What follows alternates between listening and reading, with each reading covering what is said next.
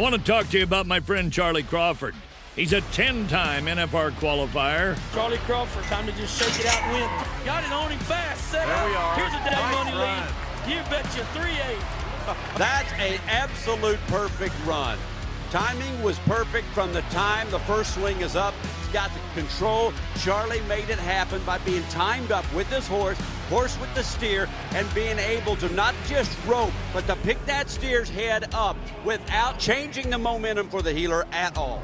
We know his beautiful wife, Jackie, all three of their beautiful children, the founder of the Liberty and Loyalty Foundation, which this year will exceed $1 million raised for military and first responders. I've said it 1,000 times. Charlie, it's time to rope, nod and ride, whip and spur. I want to welcome you to the Charlie Crawford Podcast. Let's ride. Hello, everyone. I'm very excited. We have Lane Akin today on the podcast. Lane, thanks for coming on. My pleasure. Thanks for the invitation. I appreciate it. We want to talk about today is, you're as long as you've been with the Texas DPS, you've been on narcotics, you've a Texas Ranger, you've got so many things you've accomplished.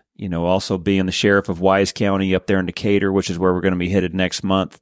You're on our board of directors for our Liberty and Loyalty Foundation.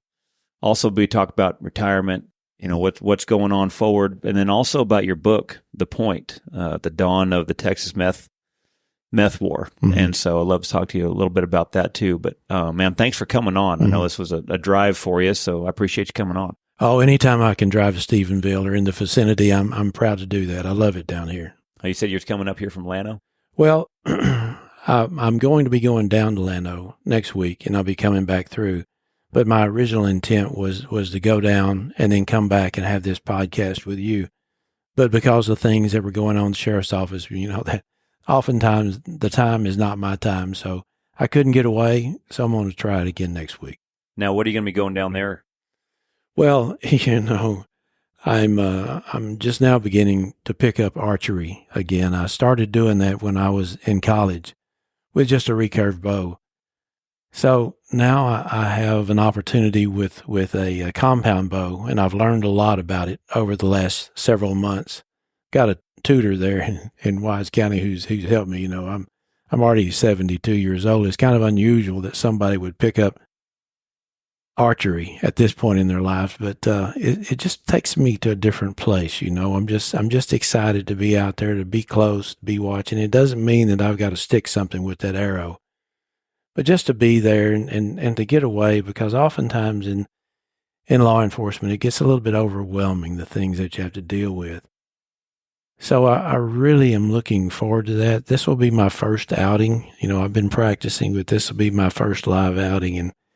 And I'm just going to enjoy being out there just quiet. And there's a, Charlie, there's a time out there in the morning that all the birds start chirping at the same time. And I just, it's so meaningful to me, and it gives me a level of solace. I listen to Joe Rogan quite a bit, and he talks a lot about bow hunting, and I think he bow hunts a lot with that Cameron Haynes. And, you hear a lot of those guys that go out there, like Aaron Rodgers, a lot of people on a very high standards of celebrity, where they talk the same thing about being able to go get away from all that. Yeah. That kind of getting back to your primal instincts as well as, knowing, are you upwind? Are you downwind from them? Knowing every little movement that you're going to make to be able to sneak up on them and kind of go back to when, as men, we used to survive that way. Yes. And it's, I could see where that could definitely be very attractive, and also get you out of thinking about anything that's probably going on at home. Yeah. To where you can kind of get away from a lot of the pressures. Yeah. And it's in hill country, and, I've always loved hill country. As you and I were talking earlier, I started hunting down there in 83 between Llano and Fredericksburg. So Sam Oatman is the guy who owns it. He's a longtime district attorney. So my grandson, and I have leased a place down there from Sam, and it's just a great place to go, to be with family, to be with nature, and just to have some time to think about what you've been doing and where you're headed, especially since, I'm on the cusp of retiring from law enforcement after about 50 years. In fact, November 4th, it'll be 50 years. So I make a lot of decisions when I'm sitting there in the quietness. So I'm looking to see what new decisions I'll make as I move into retirement. That would be good to be able to get a chance to, like you say, kind of get the collective thoughts together and the piece. And it seems like that's when a guy can really get a lot of creative ideas and time to himself for sure.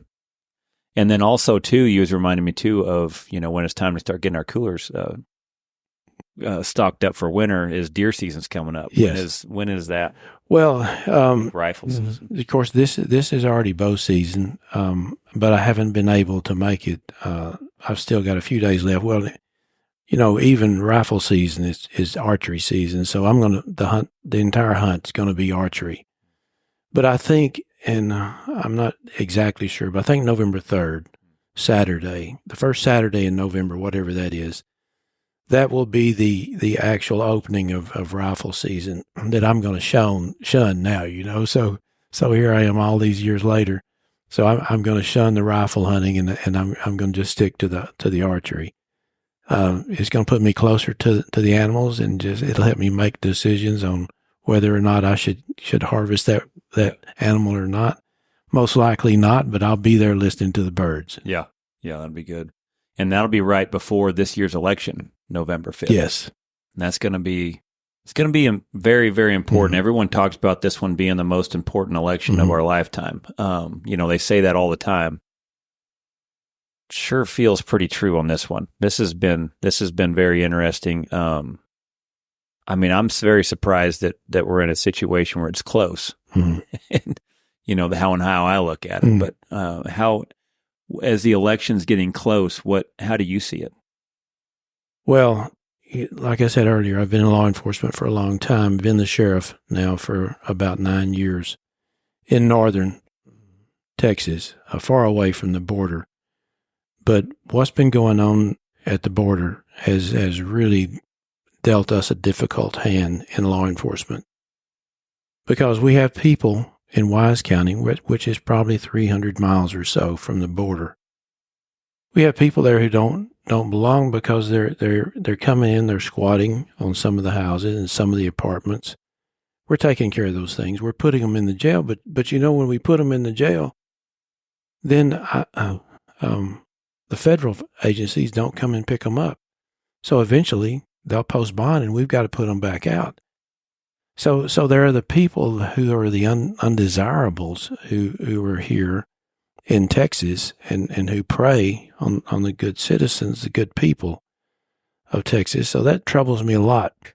But I tell you, Charlie, what concerns me even more so, that this is in the line priorities. So the second concern that I have is because of the fentanyl. I think last year we lost 7 to the use of fentanyl. They say that is overdose, but it's just straight running poison. And then more importantly, in the number one problem that we have in the Wise County Jail, 85% of the people in the Wise County Jail, and we've got room for 338. And 85% of the people in that jail are there because of methamphetamine. And the methamphetamine is all coming across the border. So it goes back to, it's unbelievable that they've opened up that border the way that they have. We don't have a clue who's coming across.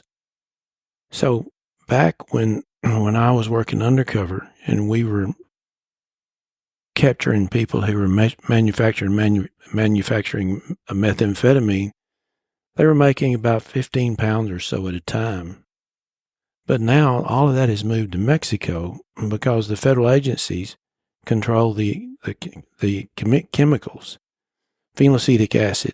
You can't get that here, but you can get it in Mexico, and it comes from China to Mexico. They make methamphetamine, instead of making 15 pounds, they're making 15,000 pounds at a time. And it's coming back to the border. So that's why we've got so many people in our jail, is because methamphetamine back in the 80s, a gram, sweet and low packet, a gram cost about $100 to $120 a gram. Now it's $25 a gram. And it's just purity methamphetamine, 87, 90%. And it's ruining families, and it's causing more and more crime. It's just unbelievable, and it's all because of that open border. I cannot believe. And I've got a lot of buddies who work down along the border, and they're telling me what they're seeing down there, and it breaks my heart. I'm been in Texas my whole life. I never thought I would see the situation like this. So when we come back and we talk about the election, there's only one choice, and it's not going to be the choice of Kamala. It's got to be President Trump, because he's the only one who has the sense and the wherewithal to shut down that border. It has been wild to see that I don't even think it's a close race. I think this is just a public stunt. I mean, I'm way out there on some of that stuff, but it's because I just can't believe there's enough Americans that can't see. They tried to demonize Trump as much as they have. It doesn't feel like it's holding as much water as it did in 2016 and definitely in 2020. Man, the team that I think that is starting to come under him, when I'm starting to see Elon Musk come under him, I really like that Tulsi Gabbard. RFK, I really like. Yes. And to see now a lot of the people in the middle coming underneath of Trump, where it's not so much some of the, I think maybe the warmongering side of things a little bit on the Republican side, but then as far as where the Democrats have gone, I mean, just what they're even running on, it just doesn't make any sense. None of those points are even a concern for a lot of people, and so God be with him. Yes, God be with him. Absolutely. I really do think that man, this is a big fight and I'm hoping that everything, the election integrity, I'm really hoping that our votes are counting. They were saying back in the day, Mark Davis. I really enjoy listening to Mark Davis out of 660 in Dallas.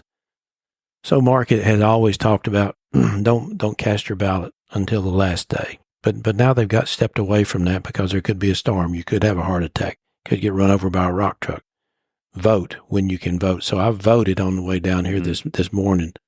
Yeah, Wyatt Bray, he's been coming over here and roping, and I was proud of him. He went and voted on the way before we practiced this morning, and I was running a little bit behind, but I'm headed in there in the morning for sure to go get it done. So yeah, it's a big thing. A lot of people don't like to get political, and I'm not trying to get political in the perspective of trying to sway you, but I think that there's not really, I don't see a comparison, and I'm not scared and to use my platform in the fact of please vote. Yes. This is very important. It's not after, we're not voting for someone's personality. Because if you have a problem with Trump's personality, I understand. Yeah. It's not for everybody. Does his Twitter get out of hand? Absolutely. Well, he's a New Yorker. And when I was a Ranger, I traveled with George W. Bush when he was running to be president in 1999 and 2000. So I was in New York a lot. And they're just rude people. But that's the way they live.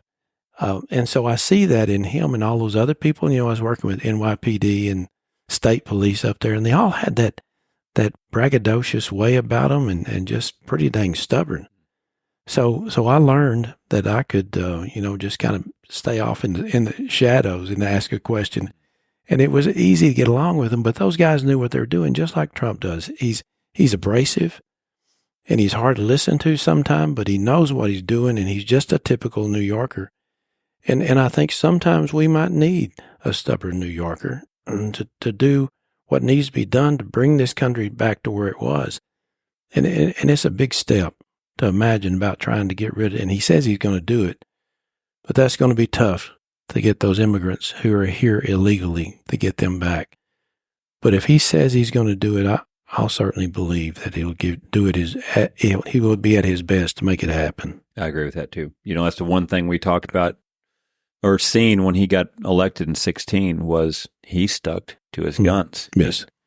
He did what he said he was going to do, and did it with a lot of resistance, was still able to get a lot of things done. And I just don't see how it's not black and white with what we were living from 2016 to 2020 and what the last 3.5 years has been. So yes, let's, God willing, that we can get this country back. We're certainly praying for it, and of course, that is going to be our best armor. Yes, sir. So I'm very hopeful. I'm fairly positive that we're gonna do okay. It's not gonna be anything like what we experienced in 2020. But I can be overly positive from time to time. I can't help it. It's just in my heart. Yeah, I keep waiting for the October surprise, and the last time they shut the whole world down, and so I keep waiting for something to happen. And with my family traveling quite a bit, I'm glad Jackie has slowed down because, you don't know, you just don't know, and so it definitely keep your ear perks up anyway for pay attention to what's going on. And then so this last month up there in the office has been a little bit trying as well. We talked about Lex Love and the Love family and what they've gone through. And can you talk to us a little bit about that?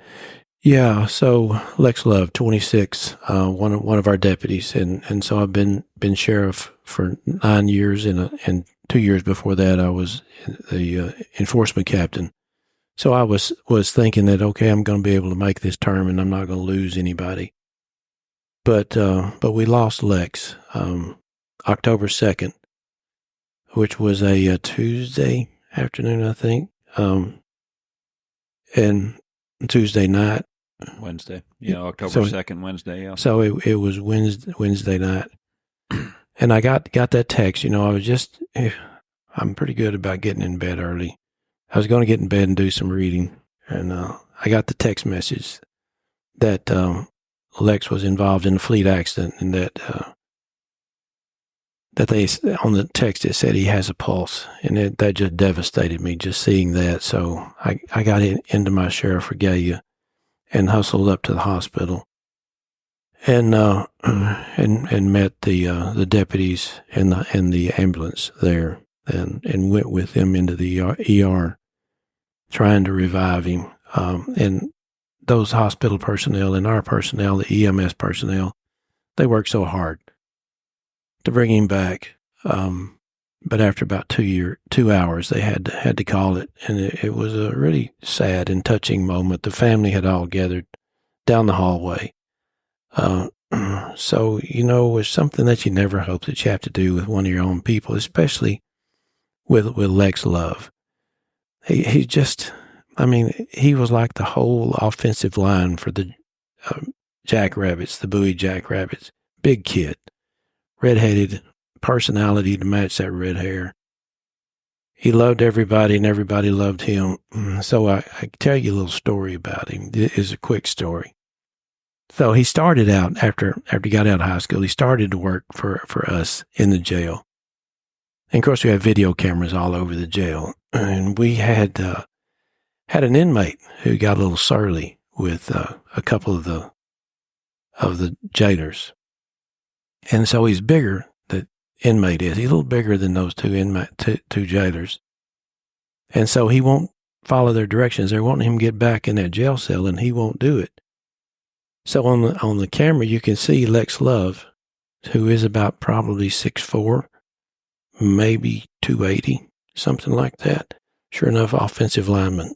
He comes around the corner, and that inmate is just about to attack those jailers, and he came with his arms open and just grabbed him and pulled him up off the ground. And so his little feet were just kicking, And so Love kicked open the door to his cell, and he just kind of tossed him back in there and closed it. And he looked back at those two jailers and why can't you guys take care of business? All you got to do is pick him up and throw him back in there. So that's the Lex Love. From that day on, Lex Love was known as Big Love. And, he's just, and I get a little emotional just thinking about the kid. But everybody loved him. And when he walked down the hallways, he just brightened up everybody's attitude. Yeah, such a young age, too, at 26. Yeah, and he has a 3-year-old and a 1-year-old, little girl and little boy. And his wife is a couple years younger than him. She's a stay-at-home mom. So it's been a tough time on them. It really has. And not on the entire office, but more so the family than the sheriff's office. But it's a terrible loss for us. I don't think we've lost anybody at the Wise County Sheriff's Office, probably going back to maybe in the 30s or 40s. So it was a terrible deal. So it was It was actually a crash, a motor vehicle crash. He was in a hurry in the darkness to go help somebody else. Because that's Lex. He wanted to help anyone who was in need. That's all he ever wanted to do. He just wanted to make a difference. So he was hurrying and going down 4421, little county road, trying to get to a crash where somebody was in dire straits. So he was in a hurry and didn't make a corner, crashed, and we lost him. But he was doing what he loved. I visited with his dad right after that in the ER, and he said Lex was doing what he loved when he died. So the father got a lot of solace from that because he knew that Lex loved being a public servant. Mm. Yeah, just the thought of being able to leave 2 little kids behind, man, that's a tough one. Yeah, a real tough one. And last year when we were able to honor the family through Brotherhood for the Fallen, the police officer that was shot in Cisco, we were able to honor their family, and that one was hard. It's exciting when you're seeing the military event and, when they're getting a rope and, having the times of their life. And then, when you're able to present someone a home, that really deserves it through Building Homes for Heroes, that's touching and it means a lot.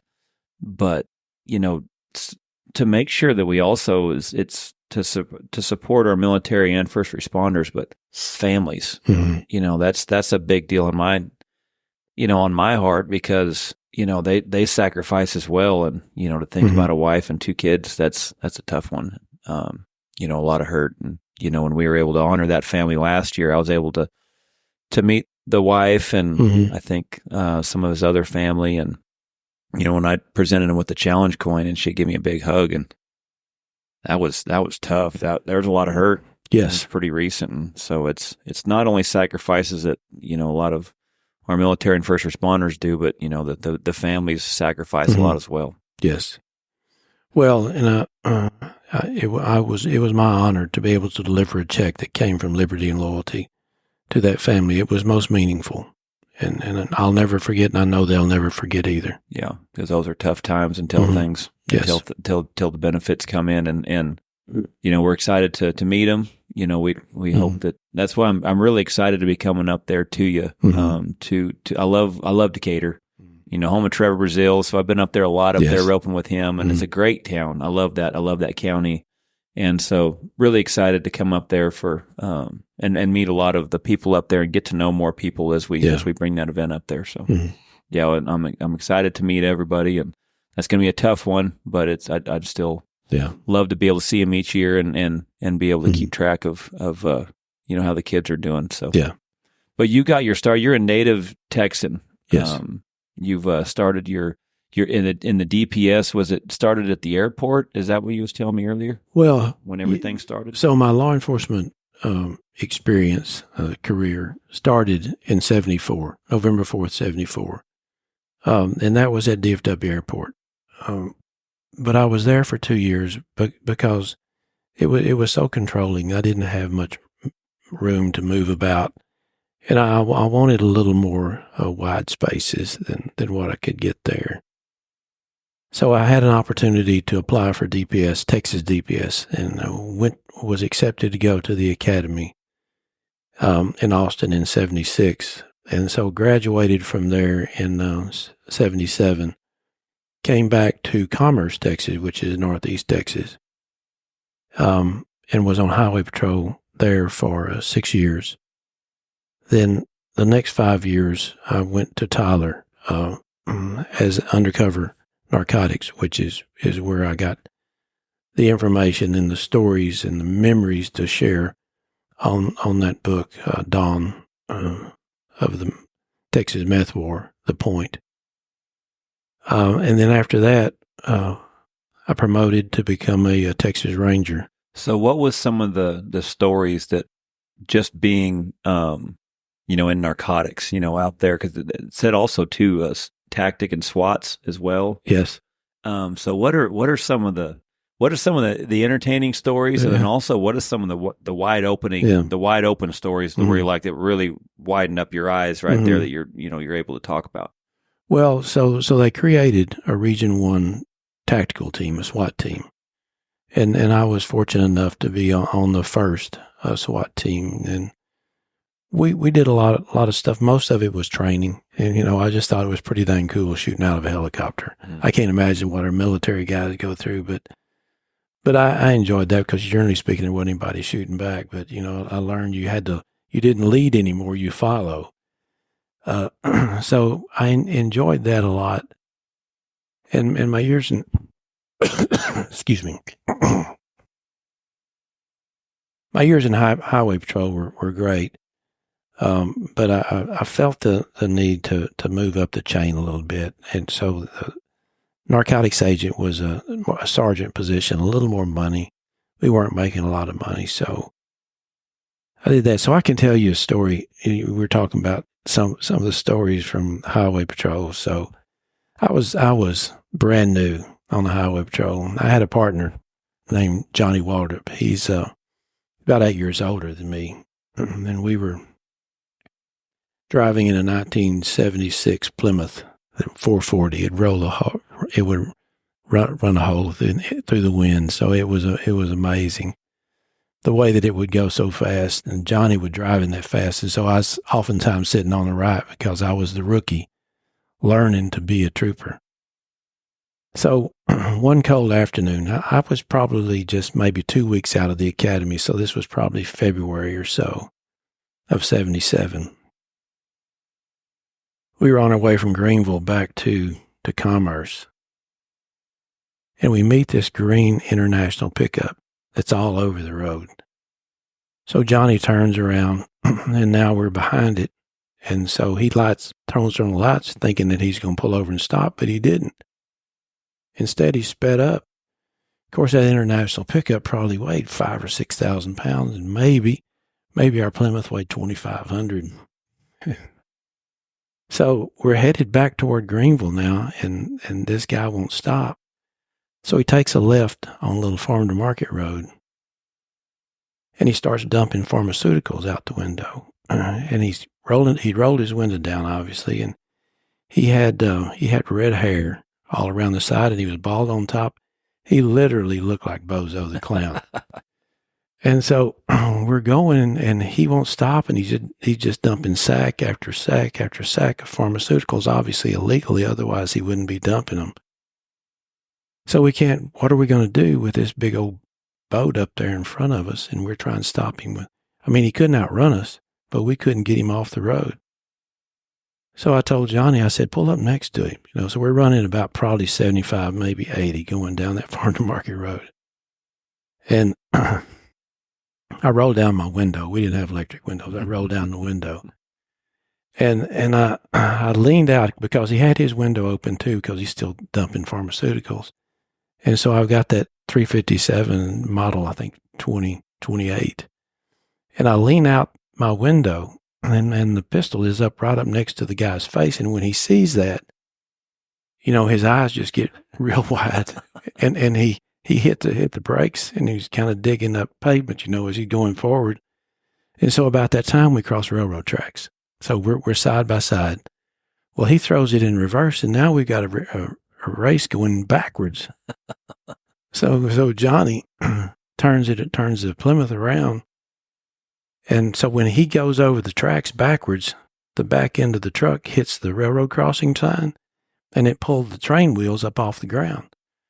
So now there's no place for him to go. So I just come out of the academy, and I know exactly what to do, because the academy said, you've got this felony takedown process where you use the PA and you say these certain words and they come out and everything's going to be good.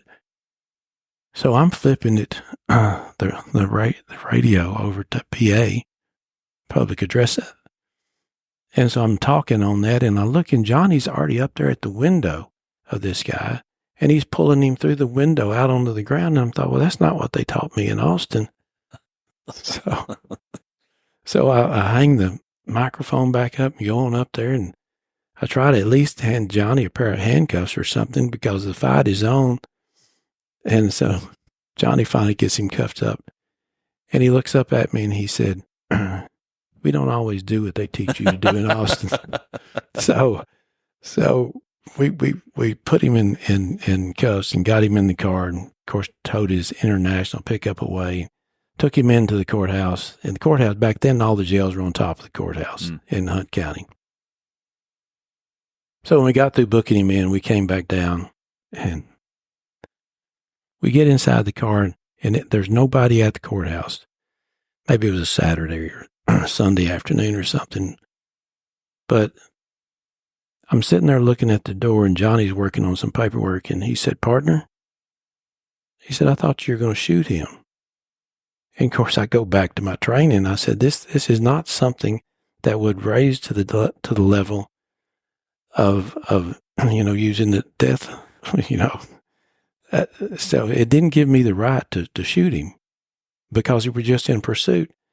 And so I'm thinking, that's not the way it goes, Johnny. I said, "If you thought I was going to shoot him, why didn't you stop me?"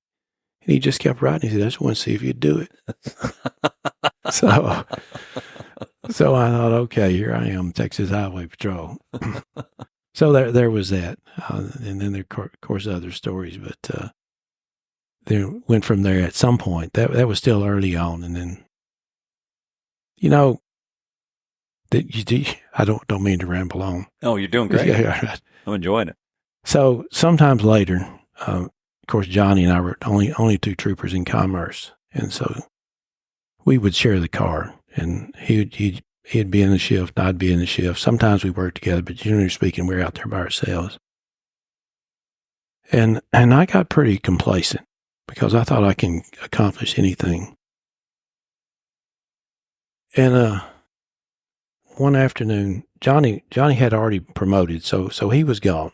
He moved back down to Hill Country himself as a motor vehicle theft investigator, and soon to be a Texas Ranger. Johnny was going to be.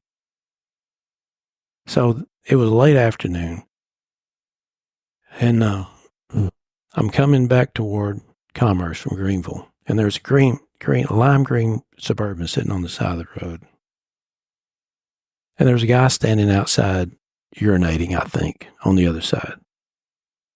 So I'm figuring, well, he's probably had too much to drink, so that's going to be a DWI. But if I pull up on him right now, it'll just be public intoxication, Class C misdemeanor. So I'm going to wait till he gets back in the car, then we'll stop him because he'll be drunk. So I drive down a little bit and turn around, come back, and sure enough, he gets back in the Suburban, takes off back toward Greenville, and I light him up. Again, he doesn't stop. Of course, I haven't called anybody, didn't call anybody on the radio. It's just me and this guy, green line Suburban. And so he takes a little dirt road back off to the left, and it's just cloudy. I mean, the dust is just everywhere. And so I've got the siren going, got the red lights going, and he won't stop. And I'm thinking, this is just another farmer, another rancher. And when I get it stopped, everything will be good, no problem. I've dealt with these people forever and ever, and sure enough, had gotten myself complacent.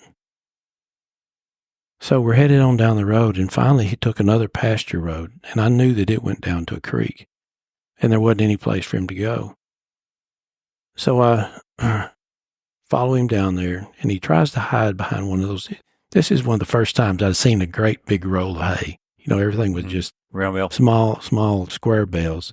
So it was a big round bale, and he tried to hide that Suburban behind that. And I stepped out and I said, "Hey, that was a good try, but come on out here and talk to me." So sure enough, he walks out, and he's weaving. So you can tell he's been drinking a little bit. He's about the same age as me, no shirt, just jeans and boots. And he's walking back toward me, and it looks like he's in pretty good shape. And so I asked him to put his hand on that bale of hay. I'm going to check and make sure that he didn't have anything illegal or some kind of weapon.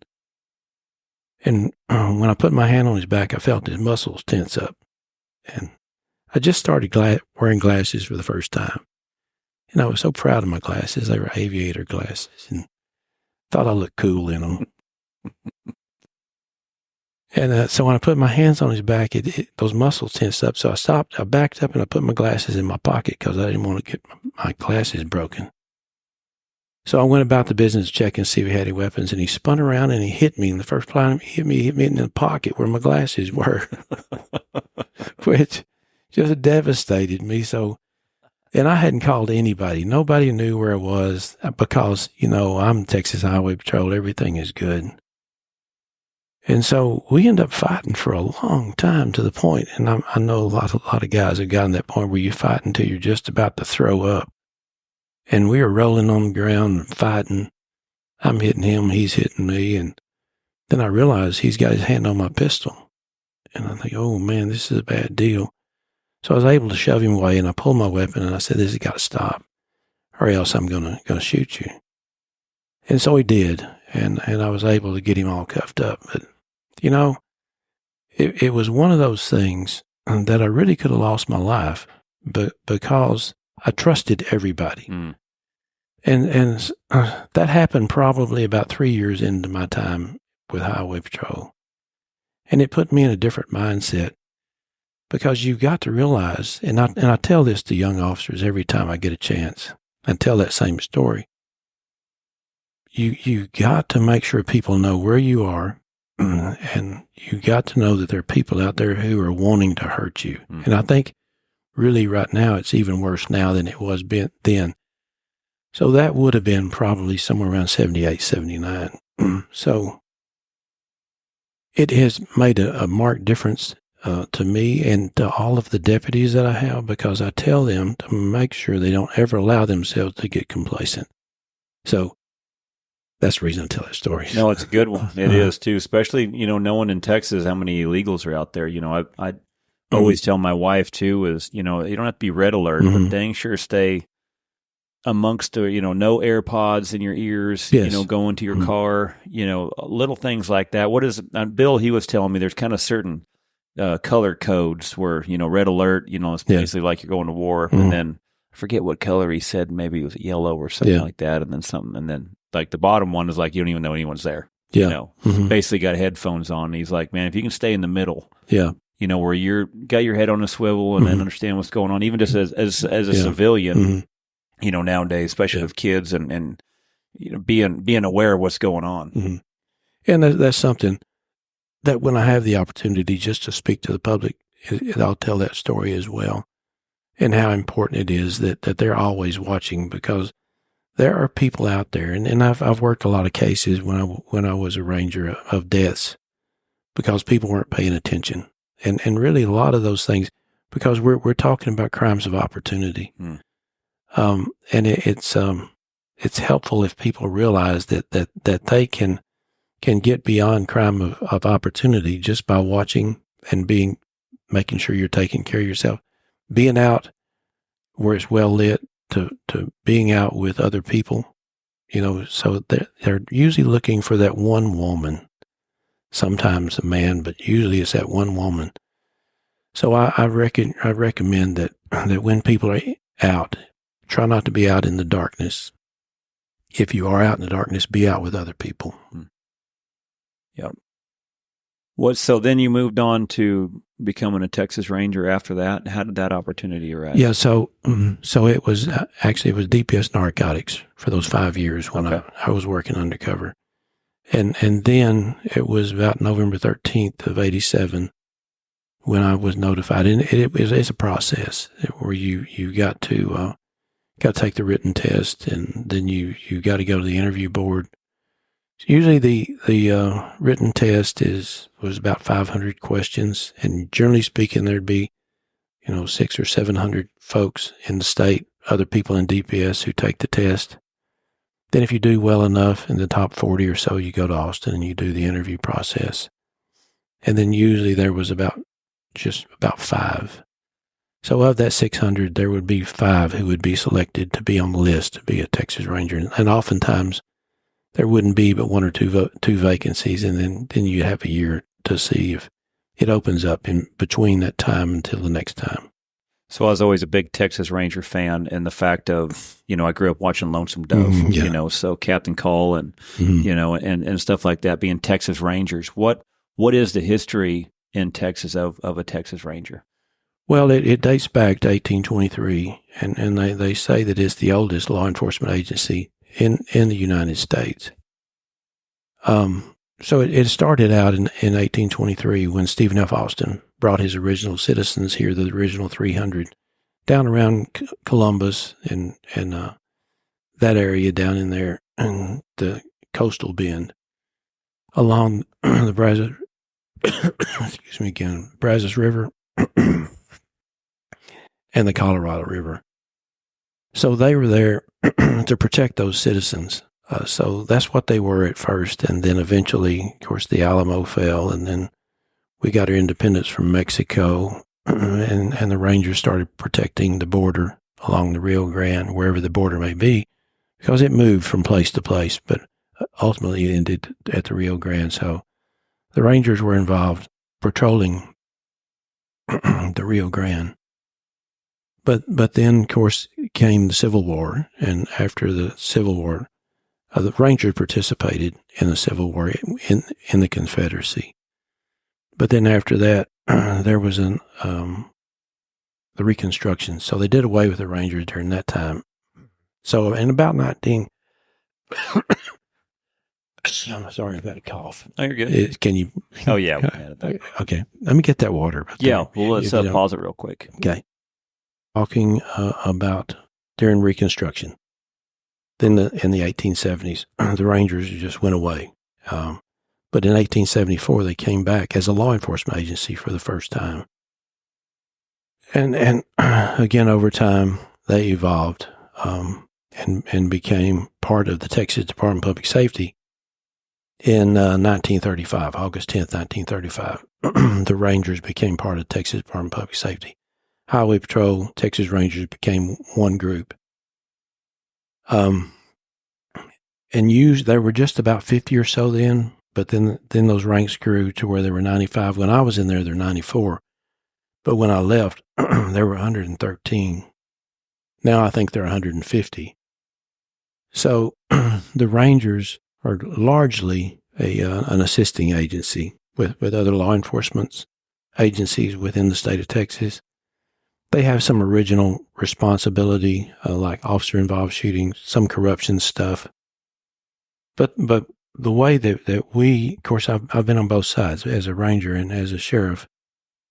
The Rangers are most important to us because they've got so many more assets than we do at the little sheriff's office. So they come and they help us, and we've had some bad old murders and bad old deals and some bad old kidnappings. And we get those Rangers in there, and they bring their helicopters, they bring their CSI teams, additional Rangers, and plus they've got network all over the state. So they are a big plus for us in local law enforcement. And then, so when you became a Texas Ranger, we talked about the story, I believe, in '93 in Waco. That was something I think a lot of people remember. I remember when I was in high school, they had it broadcasted on all of our TVs. Everything was kind of keeping up with what was going on in Waco, and you were there, correct? I was, yes. So my son and I had gone out to Sterling County to quail hunt. That was February 28th, 1993. And on the way back, I had a car phone. We didn't have, have one you have in your pocket. But I got to a point where it was probably about Abilene or so that they were able to get a hold of me. And that's when I first learned what had happened. So we were told, about 30 of the Rangers were told to come to Waco and come with enough clothes for maybe 2 weeks. They said 2 weeks. Of course, I knew that probably wasn't going to happen 2 weeks, but I was hoping that would be the case. Because the Branch Davidians, a sect of a religious sect of some sort, I think it's David Wayne Howell was the guy who was running it, which is also known as Koresh, David Koresh. He had set up basically a group of people who were following him, and he was promoting the end of time. And so the ATF, unknown to many people, decided they were going to raid that place. That was a Sunday morning, February 28th. So ATF, because of all the weapons that they had, and they did have a lot of weapons, including 50 caliber weapons. So the ATF ran on that, and then they got snitched off. And they knew, the Branch Davidians knew that the ATF was coming. And the ATF said, we're going to go anyway. And when that happened, there ended up getting 4 ATF agents killed. At that time, that was the most law enforcement officers killed at one time. Another deal happened in Dallas after that. And I think there were probably 5 or 6, but that was the record at the time. So it was a real tragedy to have lost those ATF agents. And so they wanted the Rangers to be there, to be a neutral entity from investigative purposes. They wanted to be able to say that that basically the ATF hadn't done anything wrong, and I don't know that they did, other than when we came in on March 2nd. Oddly enough, that's Independence Day for the state of Texas, and so we met with the ATF on March 2nd. There at a building off-site. And the 2 leaders of the ATF started briefing us on what happened on that Sunday. And they told us that they didn't know that they'd been snitched off. They thought they still had the element of surprise. But there were several of us in that group who knew the ATF agents, and we knew that was not true. So that really upset us to some extent, to know that they're standing up there telling us something that is not accurate, because that's not the way we go about running an investigation with some untruths. So we end up getting that straightened out after some time.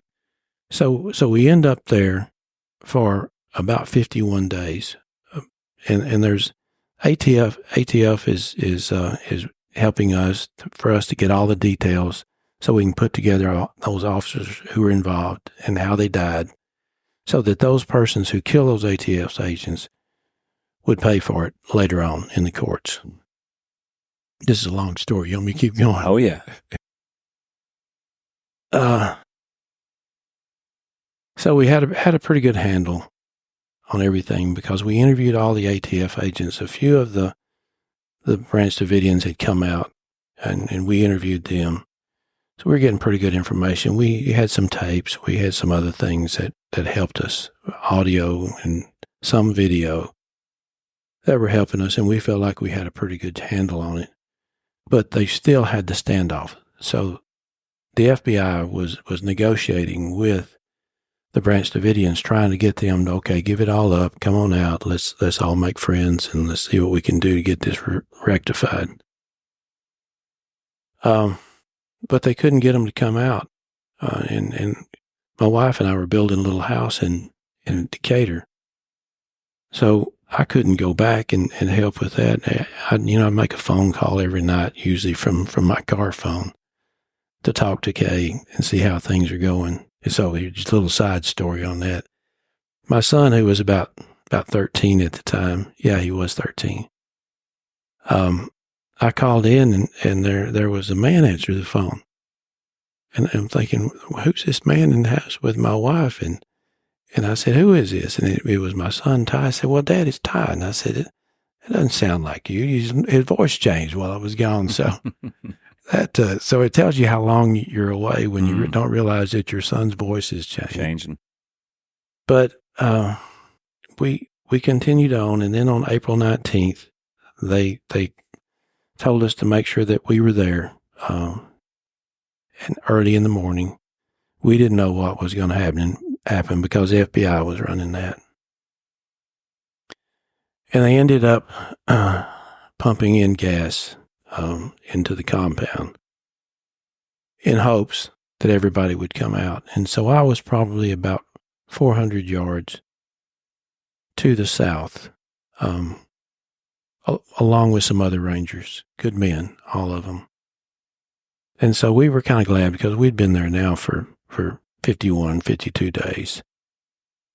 And we were ready to get this thing all done. We knew there was going to be a lot of work to done even after everybody was out. But at least it's a starting point that we can finish this. And we started seeing puffs of smoke coming out the south side, blowing to the north. And I mean, there was about a 40-mile-an-hour wind coming across those plains. And before long, flames were just really shooting, and it was completely engulfed. So we're expecting we're going to see all these people coming out, because we knew there were about 90 or so people in there, and I think there were 15 to 20 children inside that compound. But like only 8 came out. And I mean, it was just out of my mind. I couldn't understand, how could that be? And none of them were children. And I mean, it burned all the way to the ground. Of course, the fire guys were standing a little ways off. And we moved a little closer, still thinking that maybe there's a chance someone was alive. We did find 1 or 2 alive. There was a sort of little silo that was inside there. We did find 1 or 2 alive in there. Most everybody died, other than those 8. And we had evidence to show, and it'd take forever to go through everything, but we had evidence to show that those 8 came out, actually started the fire. So the FBI got blamed for that, but it wasn't their fault. They put in the gas, but there were listening devices inside, so we heard the conversation about what's going to happen inside there. And so it was actually David Koresh and some of his lieutenants telling them, put more fluid over here. So it was naphtha 3, which is Coleman lantern fluid. And so they were pouring that around and starting it. And they put those children, there was a 8-out block fixture there right in the middle. If you ever look at it online or on television, you can see that 8-out block. That was the only thing left standing. And it was full of weapons and ammunition. And that's where most of those kids died. So the problem that we, the Rangers, had, the shots were being called out of Washington, D.C. Janet Reno talking to our governor, Ann Richards. That was the Clinton administration? Yes. So Clinton was the president.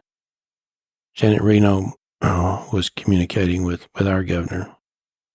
And we recognized that those 8 were responsible for the deaths of several people, and we think about 19 children. And so in the Texas Penal Code, that's capital murder, which means you could be punished by death. But that was told that was not our responsibility, and that we should just turn away from it, and we'll look at it a different direction. So we did end up prosecuting those folks who lived, and they got some type of punishment from the federal government, but it wasn't the death penalty, and it should have been. And that has really changed my entire mindset of law enforcement. And it kind of like that story that I told about the guy who was aiming to hurt me. Mm-hmm. There are those moments in your life when you realize that, hey, I've got to look at this a little different way, because of what I've seen here should have never happened that way. And what can I do? Just like when that guy was trying to get my pistol, I knew that I'd never get in that position again. I was not going to be complacent again. And so when I saw that, I wanted to make sure that we never see that again. It was ridiculous. It was petty politics. So I get a little fired up when I start talking about it. So I had the opportunity then to run for sheriff. And in my office, I've got that flag framed above the desk where I swear in the new deputies, the new jailers, the new telecommunicators. because that flag that flew at the Branch Davidian compound, it was actually on one of the vehicles being operated by the FBI. So I took that, I signed it. Johnny Waldrop signed it as well, who had been my partner, with Highway Patrol. So we were both Rangers at the time. So I have that there to remind us and everyone who comes through that office, we can do law enforcement the way it's supposed to be. Because the citizens, what's the Constitution? What's the Constitution expects? And as a sheriff, you've got constitutional responsibilities. And it's a pleasure and it's an honor to be able to do the job under the Constitution, under the rule of law, the penal code, code of criminal procedure, and to know that the criminal justice system can work. And it does. It does. It works, especially on a local level in a place like Wise County, because we got good prosecutors, we got good judges, all the way from misdemeanor to felony. So why do you think that in a lot of places that stuff's not getting upheld? Because you said it right, it is our Constitution. Well, it's because of petty politics is what it is, because you got people who think the Constitution doesn't apply to them because this is my town and we're going to do it my way because I'm important here and therefore I don't have to follow the rules. Well, I beg to differ in those situations, because it's most important to me that if we've got a law enforcement agency, they've got to be able to do their job. So when I say law enforcement agency, I'm talking about FBI, ATF, DEA, Texas Department of Public Safety, Highway Patrol, the Sheriff's Office, police departments, and you see it from time to time. A lot of the cities are doing it right. The vast majority in Texas, I say, would do it right. On occasion, that's not the case. But as a sheriff, you have the opportunity to make it right. Now, that's what was so appealing about being a sheriff, was being able to, because you told me that a lot of the Texas Rangers after Waco retired because of how frustrated they were with what went down. And so to be the sheriff, you're able to, all right, this is how we're going to run it. We're going to run it the right way. So, Charlie, I would think there were about 10 of that 30 who were down there who decided they've had enough and they were old enough, but it's just one of those things that just like going out on their own, in their own mindset when they're ready, going out on top. So I know that they were really upset, several of them, and I hated losing those guys because they were all great guys. But they were in a position where they could retire. So, it's just one of those things where we're able now, though, to make it better. And I haven't talked about that much. I've talked to you more about it than anybody. I've had a lot of the guys from the sheriff's office come by, and most of them weren't even born when that happened, So actually, you think about Lex, he was born in 98, so that was 5 years after. So they say, Sheriff, tell us a little bit about this. I said, well, I'll tell you what, maybe we drink a beer sometime around a campfire, maybe I'll talk about it. So, and it's hard for me to go through all that stuff. And I know that I skipped through a few things, but I've been a seeker of truth, finder of fact all my life. And I saw a lot of things that happened that throughout that process that shouldn't have.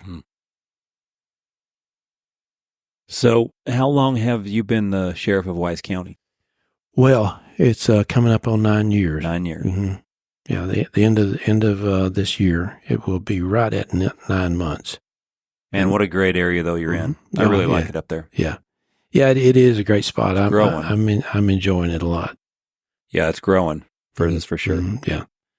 So what talking about this is this your last year, then retirement? Yes, I've just got 2 months and about 2 months. 6 days, 2 months and 6 days, and then I'll be retired. And I think I've got a lot of cedar I need to take care of. We chopping cedar and writing books is what I'm going to be doing. That's going to be awesome. Yeah. Well, I'm really excited to get our event up there.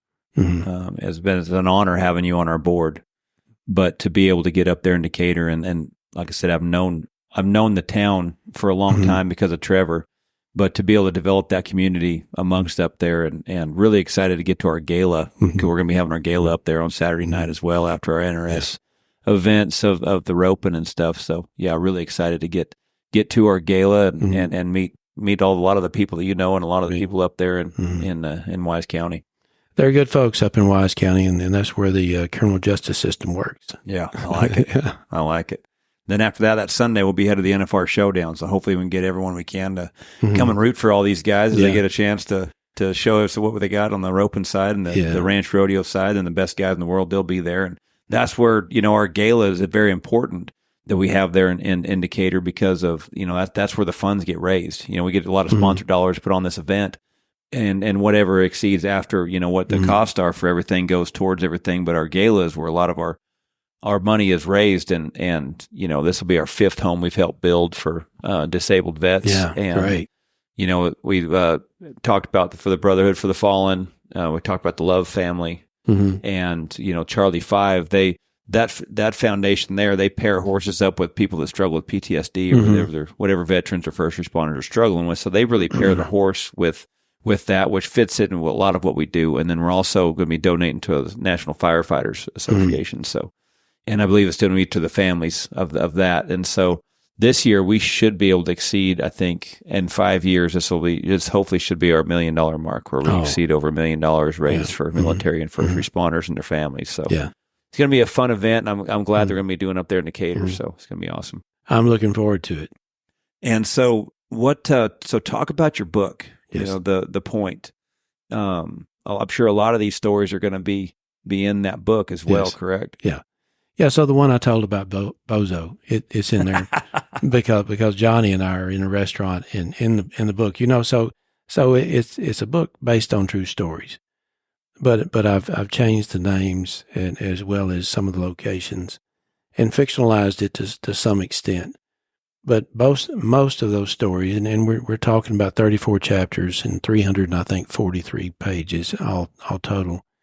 And it's all about the methamphetamine and how it affected Texas, especially East Texas, back in that time in the 1980s. But it's kind of odd, Charlie, when you look at it, because I had no idea that methamphetamine would end up being $25 a gram. And we'd be having all the problems that we've been having. Had we kept that border closed, we wouldn't be in the situation we are right now. Well, you think drugs is the only thing that ain't kept up with inflation.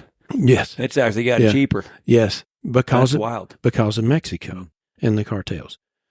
So it's a 40-year effort that I put into it, and I published it earlier this year. It's available on Amazon. NRS has got it. So, awesome.